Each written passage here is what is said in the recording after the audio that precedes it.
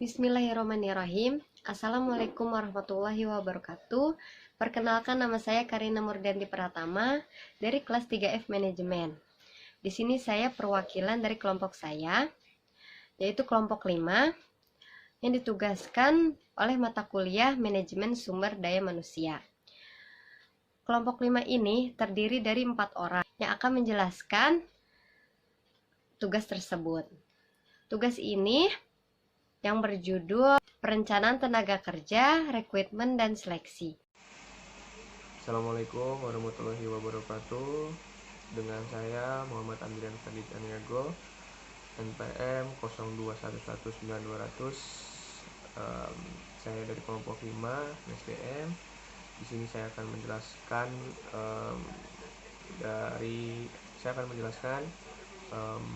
perencanaan tenaga kerja dan juga teman-teman saya, yaitu rekrutmen dan juga seleksi. Di sini saya khususkan untuk menjelaskan perencanaan tenaga kerja itu sendiri. Apa sih perencanaan tenaga kerja itu sendiri? Nah, perencanaan tenaga kerja ini dibagi 2 poin, yaitu definisi dari perencanaan tenaga kerja itu sendiri. Yang kedua yaitu tujuan dari perencanaan tenaga kerja itu sendiri. Yang pertama, pengertian atau definisi dari perencanaan tenaga kerja itu sendiri, yaitu definisinya adalah suatu proses untuk membuat rencana kebutuhan tenaga kerja, dimulai dari perekrutan, pengembangan, pengendalian dalam rangka untuk mencapai cita-cita perusahaan dengan cara saling berintegrasi dengan baik. Itu salah satu pengertian dari definisi perencanaan tenaga kerja itu sendiri. Selanjutnya saya telah merangkum dari para ahli, salah satunya adalah dari Andreus Sipula dalam bukunya yaitu Meldona. Menurut dia, perencanaan tenaga kerja itu adalah suatu proses menentukan kebutuhan tenaga kerja dan cara memenuhi kebutuhan tersebut dalam rangka menjalankan rencana terintegrasi yang sudah disusun oleh organisasi tersebut.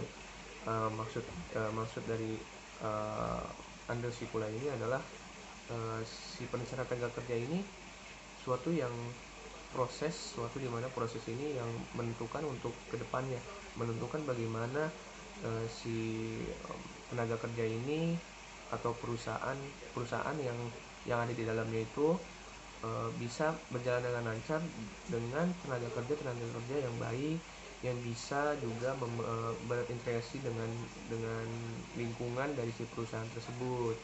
Nah, oleh karena itu, dari pengertian definisi ini, saya sendiri bakal bisa menyimpulkan bahwa perencanaan tenaga kerja ini sangatlah penting bagi suatu perusahaan, apapun itu, dari segi perusahaan, organisasi, ataupun apapun itu, karena perencanaan tenaga kerja ini sangatlah penting bagi suatu organisasi, suatu perusahaan yang dimana sangat dibutuhkan gitu ya.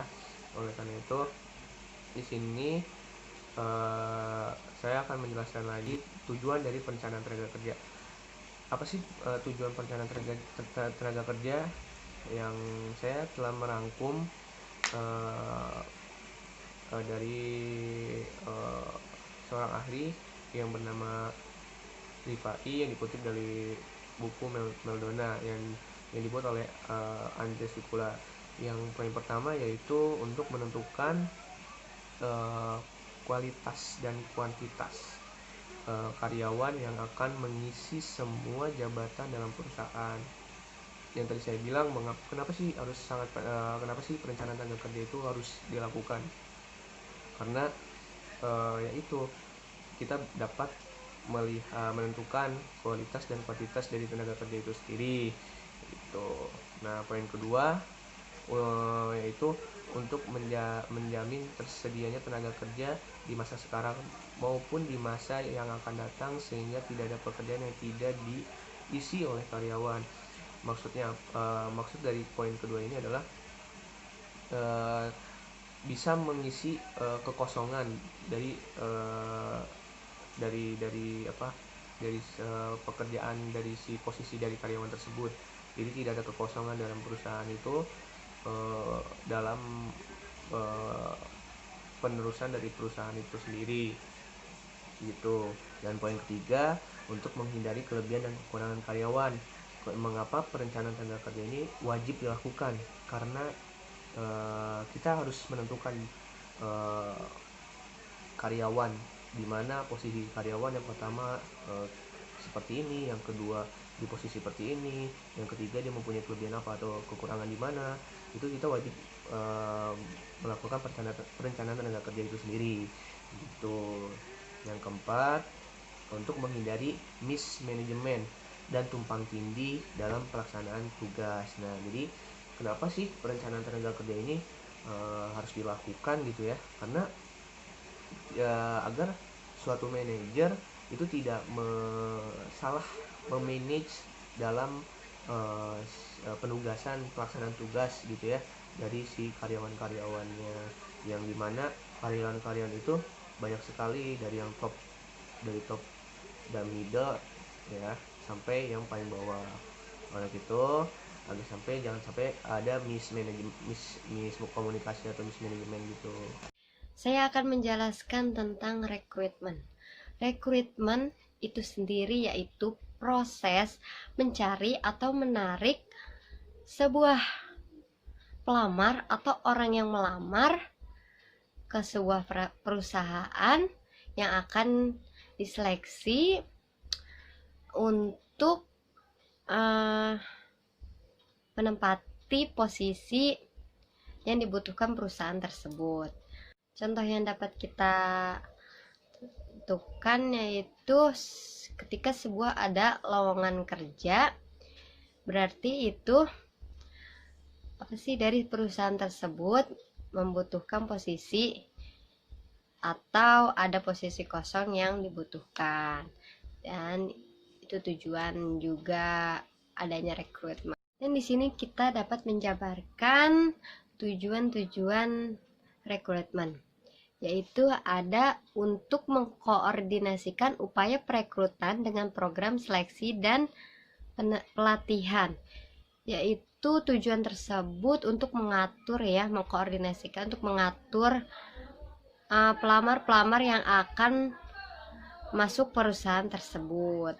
Dan yang kedua yaitu untuk memenuhi tanggung jawab perusahaan sebagai upaya menciptakan kesempatan kerja, yaitu perusahaan juga mempunyai kewajiban atas membuka lowongan kerja atau membuka lapangan kerja untuk para pengangguran untuk bisa bekerja. Yang ketiga yaitu menyediakan sekumpulan calon tenaga kerja atau karyawan yang memenuhi syarat. Seperti ada sebuah perusahaan yang posisinya itu sedang membutuhkan karyawan yang memenuhi syarat gitu di posisi itu. Kita akan merekrut sebuah pelamar atau karyawan yang akan diseleksi dan masuk ketentuan posisi di posisi perusahaan tersebut. Dan yang terakhir dari tujuan merekrut itu ada untuk membantu mengurangi kemungkinan keluarnya karyawan yang belum lama bekerja, berarti internal ya. Jadi meminimalis karyawan yang tidak sesuai dengan posisinya. Pasti dia gimana gitu dengan posisinya, jadi dia tidak bisa lama-lama bekerja gitu, meminimalis. Dan ada juga sumber-sumber rekrutmen, yaitu rekrutmen internal, yaitu dari dalam perusahaan, dan ada rekrutmen eksternal dari luar perusahaan. Dan yang internal, karyawan terbaik untuk mengisi posisi lowongan bisa didapatkan dari internal perusahaan, yaitu manfaat dari kebijakan merekrut dari internal, 1. Mengkapitalisasi investasi masa lalu, merekrut, memilih, pelatihan, dan pengembangan dari karyawan yang ada sekarang. Seperti ada sebuah karyawan di perusahaan yang akan yang akan mengikuti pelatihan lagi, pengembangan lagi untuk tujuan menaik jabatan, yaitu melalui rekrutmen terlebih dahulu. Dan yang kedua, ada hadiah bagi kinerja masa lalu yang akan mendorong komitmen yang berkelanjutan terhadap perusahaan. Terus, keterbatasan dari kebijakan merekrut dari internal. 1. Karyawan tidak memiliki pengetahuan, pengalaman, atau keterampilan yang dibutuhkan untuk menempatkan posisi yang kosong. 2. Habis pasokan calon internal yang layak yang harus mencari karyawan tambahan di pasar tenaga kerja di luar. Dan ada juga metode rekrutmen. Metode rekrutmen internal yaitu mencari kandidat pekerja yang berkualitas. 1. Sistem informasi SDM, sistem database yang berisi catatan dan kualifikasi masing-masing karyawan yang dapat diakses untuk mengidentifikasi dan menyaring kandidat lowongan pekerjaan internal. Yaitu di sini bertujuan untuk supaya kita dapat mengetahui karyawan-karyawan yang baik dan untuk juga bisa menaikkan jabatan juga. Dan yang kedua itu pemasangan iklan penawaran atau lowongan pekerjaan, penulisan pemberitahuan lowongan, dan mempertahankan daftar dari karyawan yang mencari peningkatan. Nah, itu tujuannya juga untuk merekrut dan menseleksi karyawan-karyawan tersebut untuk meningkatkan kualitas pekerjaannya. Dan yang kedua ada sumber rekrutmen eksternal, yaitu rekrutmen perusahaan yang berasal dari luar lingkungan perusahaan. Dan untuk rekrutmen ini seperti mencari karyawan-karyawan dari luar perusahaan untuk bergabung ke perusahaan melewati rekrutmen tersebut.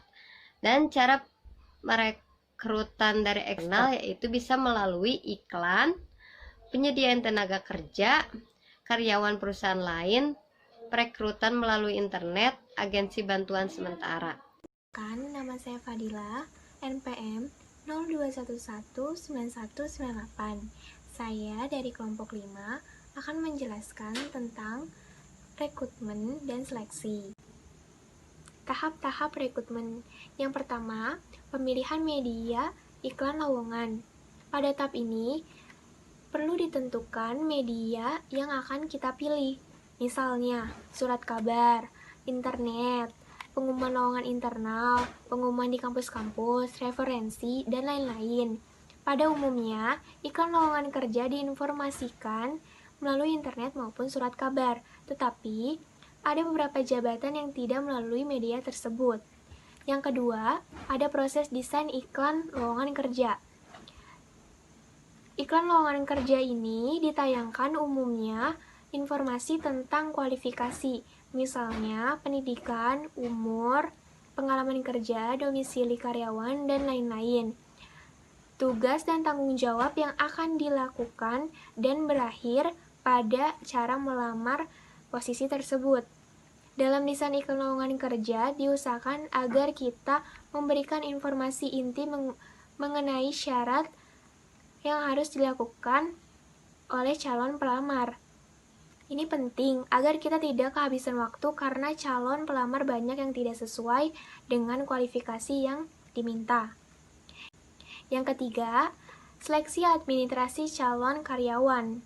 Berkas yang sudah ada di meja HRD harus segera dilakukan proses penyaringan, yang biasanya menjadi titik fokus para calon pelamar adalah merujuk pada kualifikasi yang kita inginkan dan sesuai syarat yang diajukan oleh user atau calon atasan karyawan.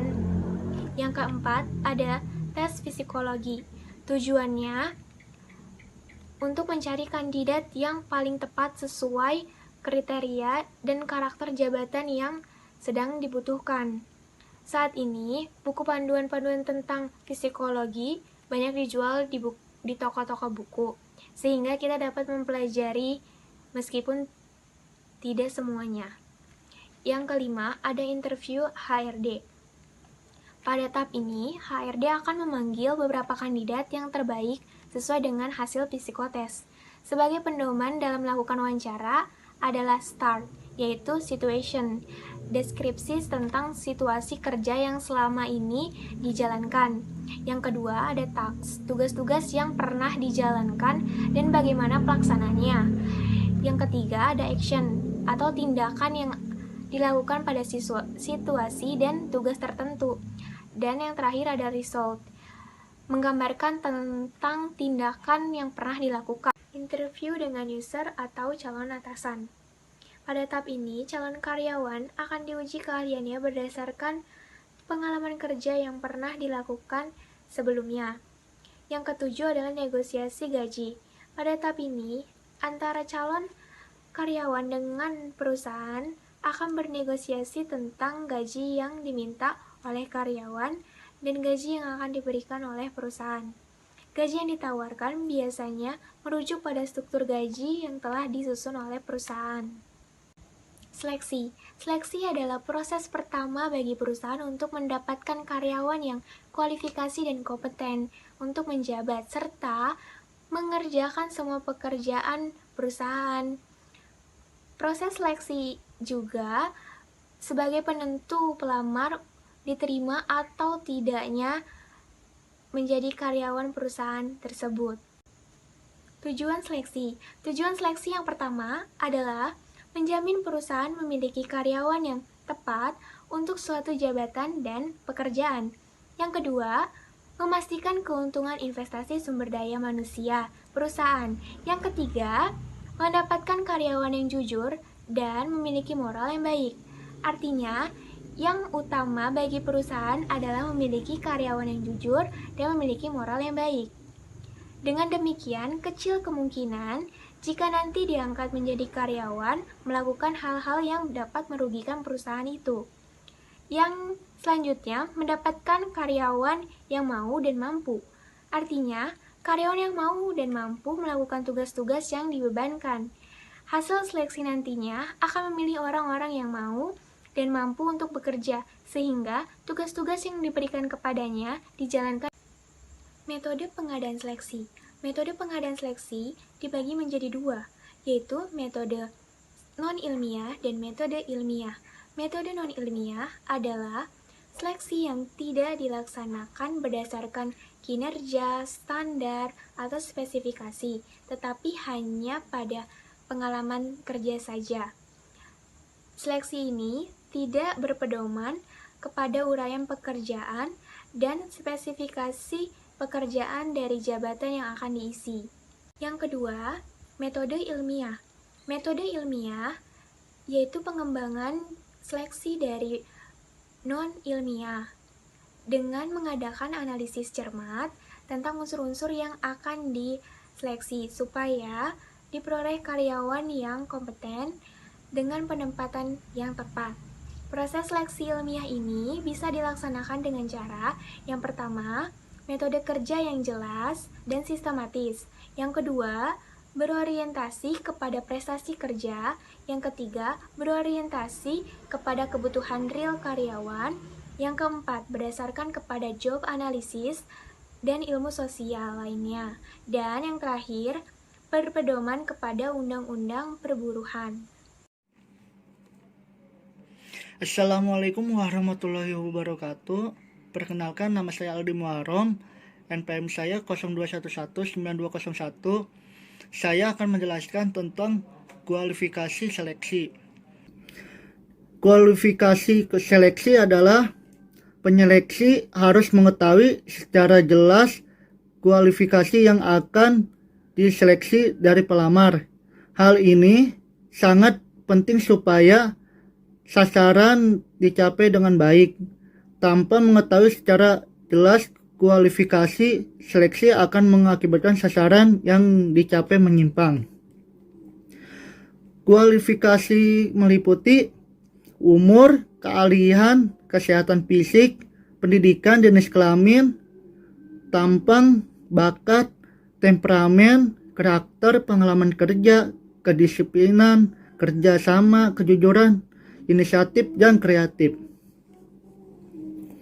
Di sini juga ada proses seleksi terdapat 4 komponen, yaitu yang pertama kuantifikasi jumlah tenaga kerja yang dibutuhkan. Yang kedua, standar kualifikasi tenaga kerja yang dibutuhkan. Yang ketiga, kualifikasi dari sejumlah calon tenaga kerja. Yang keempat, serangkaian alat seleksi. Di sini juga akan saya jelaskan langkah-langkah dalam proses seleksi, yaitu keputusan pekerjaan, tes kesehatan, wawancara pengawas atau tim, awal seleksi di Departemen SDM, investigasi latar belakang, pengujian pekerjaan, kecerdasan dan prestasi, awal wawancara di Departemen SDM, penyelesaian aplikasi. Di sini juga ada kendala dalam seleksi, terbagi 3, yaitu penyeleksi, yaitu kesulitan mendapatkan penyeleksi yang tepat, jujur, dan objektif penilaiannya. Yang kedua, tolak ukur, yaitu kesulitan untuk menentukan standar yang akan digunakan mengukur kualifikasi seleksi secara objektif. Yang ketiga, pelamar, yaitu untuk mendapatkan jawaban yang jujur dari pelamar. Itu saja yang dapat kami sampaikan. Semoga bermanfaat. Apabila banyak salah kata, mohon maaf. Sekian dan terima kasih. Wassalamualaikum warahmatullahi wabarakatuh.